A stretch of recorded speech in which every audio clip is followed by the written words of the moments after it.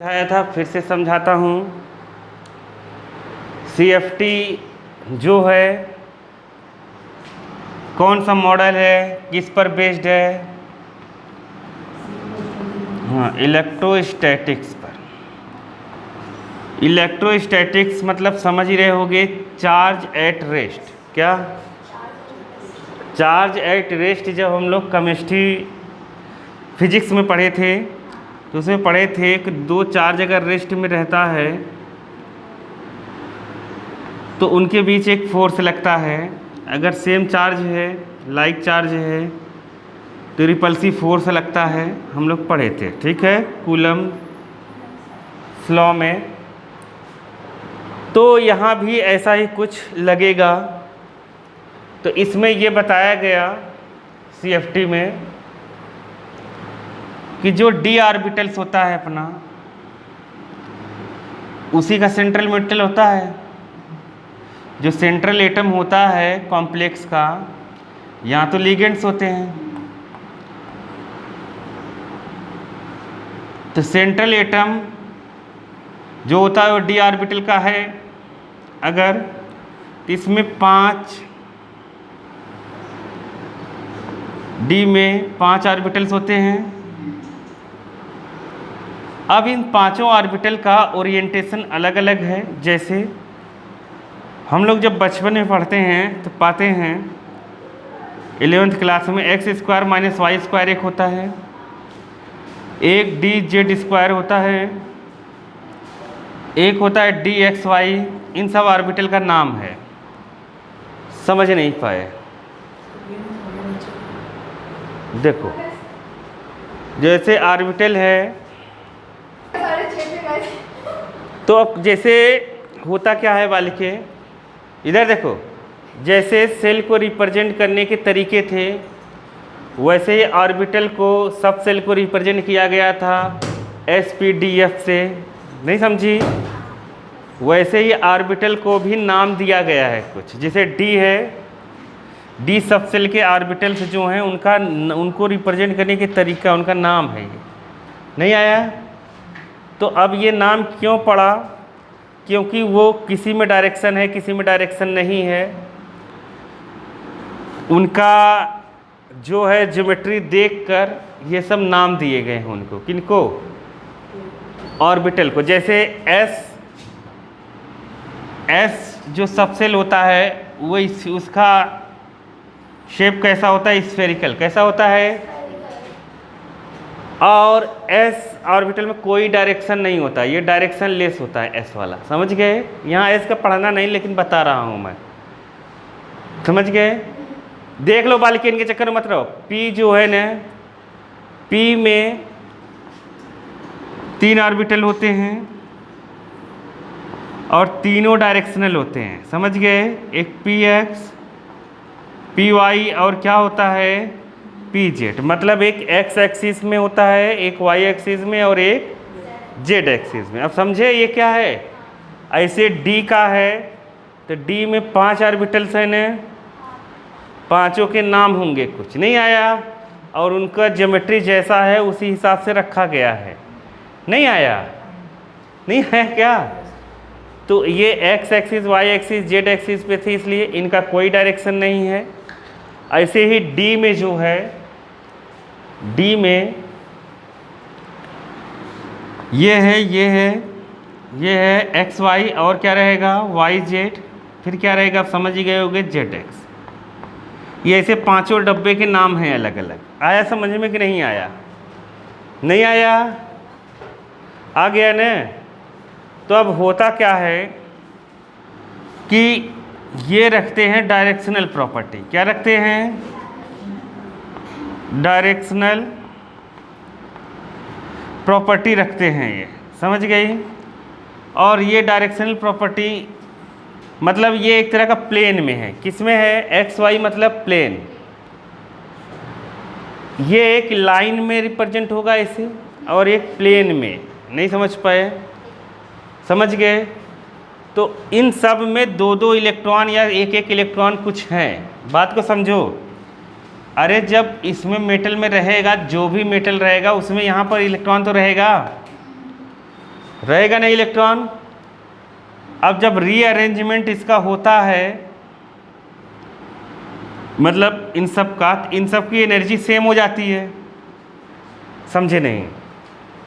जब ये लीगेंट, ये मैं बता चुका हूँ, लीगेंट जुड़ने से पहले मेटल्स के ऑर्बिटलों में होता है क्या, हाइब्रिडाइजेशन। क्या होता है, हाइब्रिडाइजेशन होता है। हाइब्रिडाइजेशन में फिर से इनका रीअरेंजमेंट ये सब होता है, तो ये सब इक्वल एनर्जी के में डिस्ट्रीब्यूट हो जाते हैं। ये माना जाता है किस में, इक्वल एनर्जी में ये डिस्ट्रीब्यूट हो जाते हैं। फिर आके लिगेंड इससे क्या होता है, जुड़ता है। नहीं समझे, जुड़ता है। तो ये देखा गया कि इन दोनों में जो इलेक्ट्रॉन भरे हैं, इन दोनों में और इन दोनों में जो इलेक्ट्रॉन भरे रहेंगे, तो जब लिगेंड आता है तो इनकी डायरेक्शन में ही लिगेंड्स की डायरेक्शन होती है। जब लिगेंड्स आता है इसके पास, तो इन दोनों में जो भी इलेक्ट्रॉन रहता है उससे ये रिपल्सन शो करने लगता है। क्या शो करने लगता है, रिपल्सन। ये जो हम पढ़ रहे हैं CFT, वो अभी हम पढ़ रहे हैं ऑक्टाहेड्रल के लिए। किसके लिए,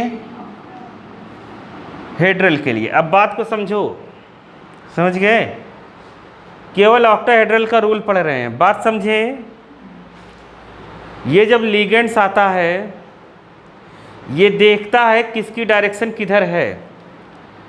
तो लिगेंड्स जब आता है तो लिगेंड्स की आने की डायरेक्शन में ही इसमें जो इलेक्ट्रॉन्स भरे रहते हैं उनकी डायरेक्शन होती है, इन ऑर्बिटल की डायरेक्शन होती है। इन ऑर्बिटल की डायरेक्शन इसके डायरेक्शन के साथ मैच कर देती है, किसके, लिगेंड्स के। तो लिगेंड्स में होता है इलेक्ट्रॉन, इन ऑर्बिटल्स में होता है इलेक्ट्रॉन, तो इन दोनों में शो होने लगता है रिपल्सन। क्या शो होने लगता है, रिपल्सन शो होता है। आया समझ में कि नहीं है, अभी मैं एनसीईआरटी बताऊंगा, सब आ जाएगा तुम लोगों को। इसमें जो इलेक्ट्रॉन, समझ गए ना, दो इलेक्ट्रॉन सब में भरे जा सकते हैं। तो इसमें जो इलेक्ट्रॉन रहता है, इसकी डायरेक्शन मैच करने लगती है, सेम डायरेक्शन में होने लगती है, जिसकी वजह से यहाँ पर रिपल्सन शो होने लगता है। मतलब ये इसी की डायरेक्शन में आने लगता है तो रिपल्सन शो होने लगता है। तो रिपल्सन की वजह से ये स्प्लिट हो जाता है। ये जो इसका ऑर्गेनाइजेशन जो भी बना रहता है, ये पांचों साथ में, ये बीच से स्प्लिट हो जाता है।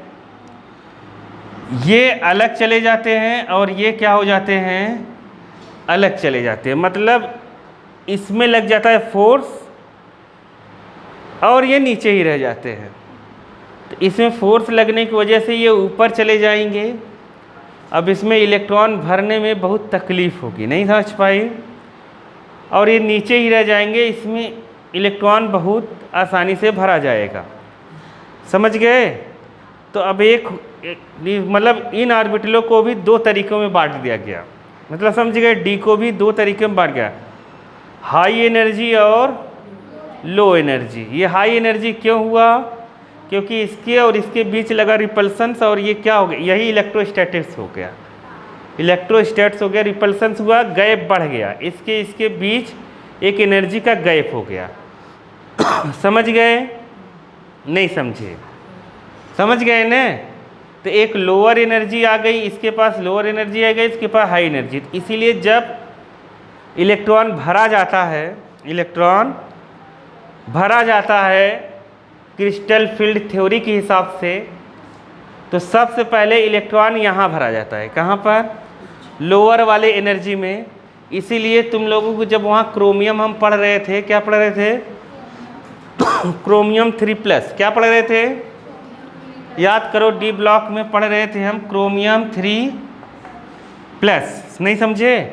क्रोमियम में टोटल कितने होते हैं, 24, और 2s के जोड़ दोगे, समझ गए, तो 2s के निकले, और 24 का मतलब डी में 4 है, एक 4 का डी में कितना बचा, 3।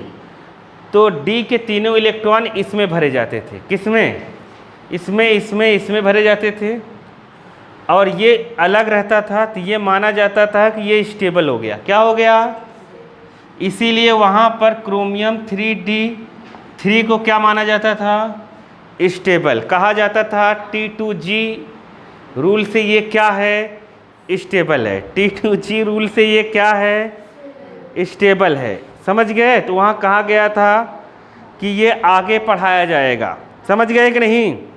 नहीं समझे तो लोअर एनर्जी को, इन तीनों को मिलाकर एक नाम दिया गया, वो है T2G। समझ गए? और इसका नाम क्या है, EG। आया? तो ये हाई एनर्जी रखेंगे और ये क्या रखेंगे, लो एनर्जी। इसमें इलेक्ट्रॉन सबसे पहले भरा जाएगा। अब इसमें कहानी ऐसे बता दे रहा हूँ, अभी फिर से करेंगे हम। समझ गए? इसमें इलेक्ट्रॉन सबसे पहले भरा जाएगा। अब ये मतलब ऊपर चला गया, E है ये 2 ऑर्बिटल ऊपर चले गए और ये 3 कहाँ रह गए, नीचे। समझ गए? 3 नीचे रह गए। लोअर एनर्जी का है, ये हायर एनर्जी का है। अब ध्यान समझो, इसके बीच एक हो गया एनर्जी गैप, उसको कहते हैं डेल्टा ओ। क्या कहते हैं, डेल्टा ओ। नहीं आया समझ में? अब ये जो O का मतलब ऑक्टाहेड्रल, O का मतलब ऑक्टाहेड्रल, ठीक है? नहीं समझे? इतने सुबह कौन फ़ोन कर रहा है मुझे?